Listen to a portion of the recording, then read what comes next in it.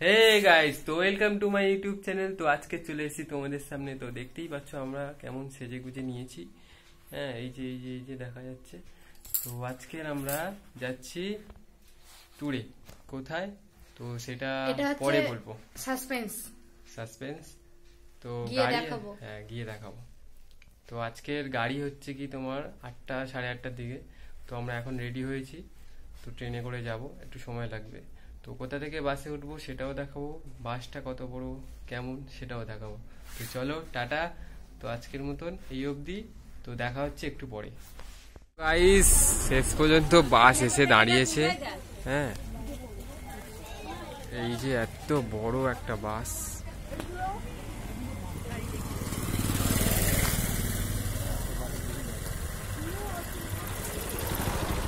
তো বাসটা দেখাই যাচ্ছে, সত্যি খুব ভালো লাগছে। তো রাত তো অনেকটা একটু লেটে এসছে, তাও ঠিক আছে। তো এই যে এবার বাসের মধ্যে সব পিছনে জিনিসপত্র ভরা হচ্ছে, কারণ অনেকটাই লংয়ে যাবে। তো আগে থেকেই সব কিছু গুছিয়ে দেওয়া হয়েছে। তো আমাদের এটা একদিকে সুবিধা কি, গাড়ির মধ্যে সব খাবারপত্র, রান্না বাসন টাসন সব কিছু নিয়ে নেওয়া হয়। তারপরে চলে এলাম পুজো। তো বাস ছাড়ার আগে পুজো করে নিতে হয়। তো এই যে ঠাকুরমশাই এসে পুজো হচ্ছে, বেশ আলাদাই একটা অনুভূতি, বেশ ভালো লাগছে।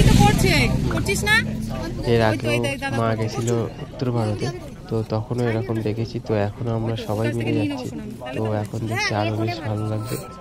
হ্যাঁ, তো এইভাবেই পুজো করা হলো কিছুক্ষণ ধরে।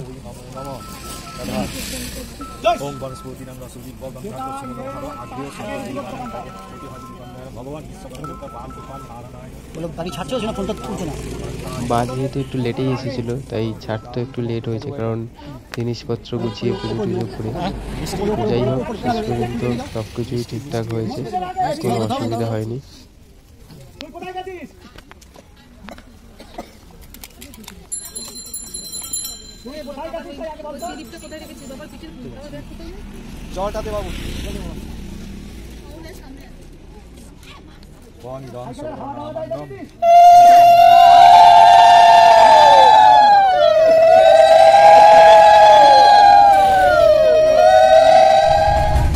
তারপর চলে এলাম ফাইনালি বাসের ভিতরে। তো বাসের ভিতরটাই যে এরকম বেশ দারুণ লাগছে, একটা আলাদা রকম। তো এই প্রথম আমরা স্লিপার বাসে উঠেছি, তাও আমার দুতলা, ওপর নিচ দুদিকেই সিট। তো এই যে ম্যাডাম বসে বাসে ছেড়ে দিয়েছে। হ্যাঁ, তারপর আমরা চলে গেছি। মাঝরাত্রে এক জায়গায় দাঁড়ানো হয়েছিল, তারপর আমরা খাওয়া দাওয়া করে ঘুমিয়ে পড়েছিলাম। তারপর যখন চোখ খুলে দেখি তো ভোরবেলা। তো আমরা প্রায় চলে এসেছিলাম বাঁকুড়ায় একটা জায়গাতে।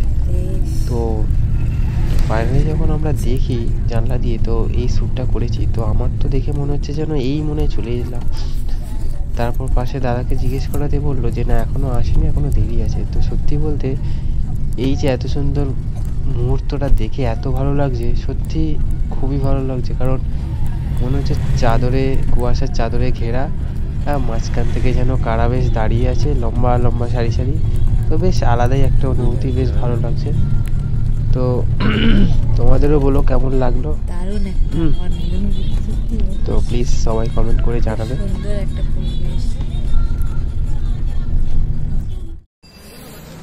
হ্যালো গাইস, তো আমরা এই 8টা বাজে, তো এখনো দেখে মনে হচ্ছে না যে 8টা বাজে।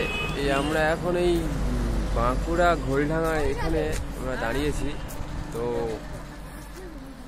এই মানে বুঝতেই পারছি না যে কোনটা রাস্তা, কোন দিকে যাওয়া। ঠিক আছে, তো আমরা এই দোকানের সামনে চা খাবো, তো দাঁড়িয়েছি। আমি চা নিয়ে নিয়েছে।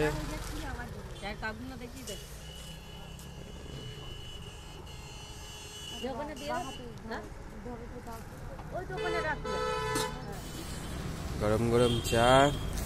তো দুদিকেই পুরো কিছুই বোঝা যাচ্ছে না, ঠিক আছে। চারিদিকে এদিকেও বাস যাচ্ছে, আদা চাদরে ঢাকা। এই যে আমরা এই দোকানে চা খাচ্ছি।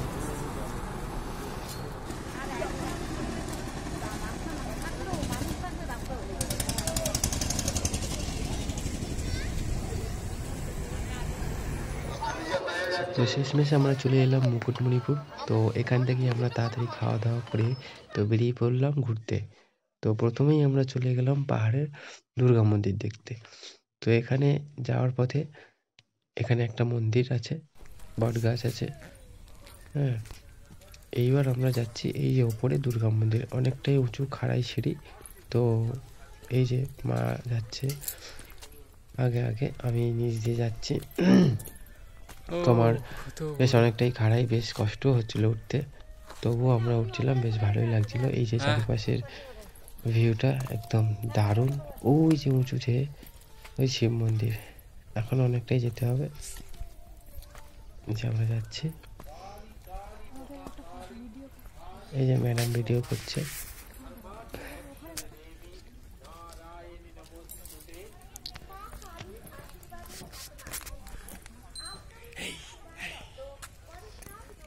তো সত্যি কথা বলতে যে আমরা এখানে এসেছি, খুবই মজা লাগছে। এই যে এটা হচ্ছে লোহার শিব মন্দির। ওদিকে দুর্গা মন্দির আছে। তো আমি এই পাহাড়ের উপরে লোহার চলে শিব এসেছি। মন্দির। তো এই যাই যে হোক, দূর থেকে ভিউ, এই যে আমি উঁচু একটা জায়গায় উঠে চারিপাশের ভিউটা একদম সত্যিই দারুণ। তারপর এটা হচ্ছে কি নদীর পাড়, যেটা বাঁধ মাঝখান দিয়ে রাস্তা। আর আমরা যে এখানে যাচ্ছি সেটা হচ্ছে কি দুটো নদীর মিশ্রণ, যেটা বলে আর কি মোহনা। ঠিক আছে, তো সেখানেই আমরা যাচ্ছি দেখতে। তো তারপরে ওটা দেখেই এই যে রাস্তা, নিচ দিয়ে নেমে যাচ্ছি আমরা। তারপর দূরের ওই যে ভিউটা না, আমার সত্যি দারুণ লাগছে। আমার মনে হচ্ছে যেন এই যেন হাতের সামনে সবকিছু। আমার তো মনে হচ্ছিল যেন এখানেই রয়ে যাই, কিন্তু কি করব, সময় নির্ধারিত, তারপরে আর বেশি থাকা যাবে না। তো তারপর চলে গেলাম গুহার দিকে রওনায়। তো এই যে টোটোয় করে আমরা যাচ্ছি। তো চারিপাশের যে এই গাছপালা, যে প্রকৃতি, এত সৌন্দর্য, সত্যি না গেলে বোঝা যায় না। তো সত্যি খুব ভালো লাগছে। এটা অনেক উঁচুতে না? তারপরে এই যে গুহা, ওই যে দেখা যাচ্ছে আদিম মানুষের গুহা। আর একটা বড় কথা, এই গুহাতে নাকি আমাদের যে এই যে আমরা যাচ্ছি গুহাতে, পাশাপাশি সোনাঝুরি গাছ প্লাস কাজু বাদাম গাছ। ও হ্যাঁ, এখানে সমাজ সংগ্রামী তারা এখানে আত্মগোপন করতে এই গুহাতে। তো এটা সত্যি। হ্যাঁ, আর এই যে জঙ্গল, পাহাড়ের গুহায় উঠছি। হ্যাঁ, এটা আলাদাই অ্যাডভেঞ্চার। সত্যি এত ভালো লাগছে। আর একটা কথা মনে পড়ে গেল এই গোয়া দিয়ে যেতে যেতে, তো বেয়ার গ্রিলসের কথা মনে পড়ে গেল, কারণ ওনার ভিডিও দেখেই বড় হয়েছি। তো এই জায়গায় আসার পরে মনে হচ্ছে যেন যেন আমরা হারিয়ে গেছি কোথাও। আর বেয়ার গ্রিলসের কথা মনে পড়ে যাচ্ছে, যে কিভাবে হারিয়ে গেলে কিভাবে পথ খুঁজে নিতে হয়, সেই কথাটা মনে পড়ে যাচ্ছে। যদিও বা আমাদের সাথে গাইড আছে। তো এই যে হিলটপ পাহাড়ে আমি উঠেছি শেষ পর্যন্ত। এই যে আমার ও হ্যাঁ, গোয়ার ভিতরে অন্ধকার ছিল, তার জন্য ভিডিও তুলতে পারিনি। হ্যাঁ, তাই আমরা পাশেই হিলটপ পাহাড় ছিল, সেখানেই উঠে গেছি আমি। হুম,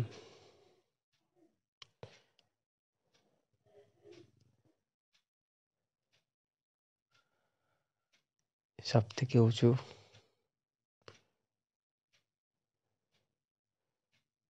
এই যে তারপর গোয়া থেকে ফিরছি আমরা।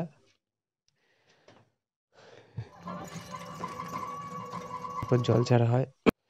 এরপর চলে যাবো লক গেট। এই যে এখানে সেলফি পয়েন্টের পাশেই এটা লক গেট, এখন এটা বন্ধ আছে। সত্যি দারুণ, যখন খুব জল আর এই যে ভরে যায়, খুব প্রয়োজন আমরা যেতে পারিনি কারণ তালা বন্ধ হয়েছে, দেখা যাচ্ছে দূর থেকে।